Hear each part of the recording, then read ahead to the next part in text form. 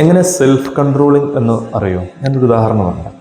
ഒരു പ്രോഗ്രാമിന് വേണ്ടി ഇടുക്കി ജില്ലയിൽ പോയ സമയത്ത് നമ്മുടെ സമസ്തയുടെ സജീവ പ്രവർത്തകനായ ഒരു സുഹൃത്തിൻ്റെ വീട്ടിൽ കയറാനിടയായി. അങ്ങനെ അവിടുന്ന് ഡ്രസ്സ് ചേഞ്ച് ചെയ്യാൻ വേണ്ടിയിട്ട് അദ്ദേഹത്തിൻ്റെ ആ സുഹൃത്തിൻ്റെ റൂമിലേക്ക് പോയ സമയത്ത് സുഹൃത്തിൻ്റെ റൂമിൽ കിടക്കുന്നതിൻ്റെ നേരെ മുമ്പിലെ വാളിൽ അള്ളാഹ് ഈസ് ഓൾവേസ് വാച്ചിങ് യു എന്ന് പ്രത്യേക ബോൾഡാക്കിയിട്ട് എഴുതി വെച്ചിട്ടുണ്ട്.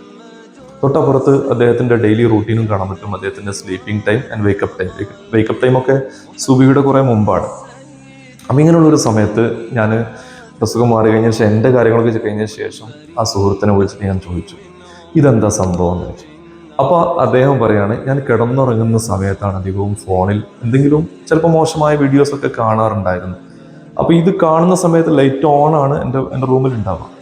ആ സമയത്ത് ഞാൻ ഈ വീഡിയോസ് കാണുന്ന സമയത്ത് എൻ്റെ തൊട്ട് മുമ്പിൽ അള്ളാഹ് ഈസ് ഓൾവേസ് വാച്ചിങ് യു എന്ന ആ ഒരു വാക്കും കൂടെ കാണുമ്പോൾ എനിക്ക് ബാഡ് വീഡിയോസ് കാണാൻ കഴിയൂല. ഞാൻ പെട്ടെന്ന് ഫോൺ എടുത്ത് വെച്ചിട്ട് ലൈറ്റ് ഓഫ് ചെയ്തിട്ട് കിടന്നുറങ്ങാറ് എൻ്റെ റൂട്ടീനായി മാറിയിട്ടുണ്ടെന്ന് പറഞ്ഞു. മാത്രമല്ല, എല്ലാ ദിവസവും എനിക്ക് തഹജ്ജുദ് നിസ്കാരം കിട്ടാറുണ്ട്. പോരാത്തതിന് നേരത്തെ കിടന്നുറങ്ങാറുണ്ട്. ഒരു വർഷത്തോളമായിട്ട് ഞാൻ ബാഡ് വീഡിയോസോ അല്ലെങ്കിൽ മോശമായതൊന്നും ഫോണിൽ കാണാറുമില്ല എന്ന് സുഹൃത്ത് പറഞ്ഞു. അപ്പോൾ നമുക്ക് നമ്മെ തന്നെ നിയന്ത്രിക്കാൻ പറ്റും. എങ്ങനെ? ഇങ്ങനെ ചില ട്രിക്സൊക്കെ നമ്മൾ ജീവിതത്തിൽ ഉപയോഗിക്കേണ്ടി വരും. ഇപ്പോൾ നമ്മൾ അങ്ങനെ ചെയ്യേണ്ടി വരും. കാരണം ഇപ്പോൾ നമ്മുടെ പാരൻസ് നമ്മളെ നോക്കാനില്ല, ഒരുപക്ഷെ നമ്മുടെ സുഹൃത്തുക്കളോ നമ്മുടെ ഉസ്താദുമാരോ ഒന്നും നമ്മുടെ കൂടെ ഉണ്ടാവില്ല. ഈ സമയത്ത് നമ്മൾ നമ്മെ തന്നെ കൺട്രോൾ ചെയ്തേ പറ്റൂ.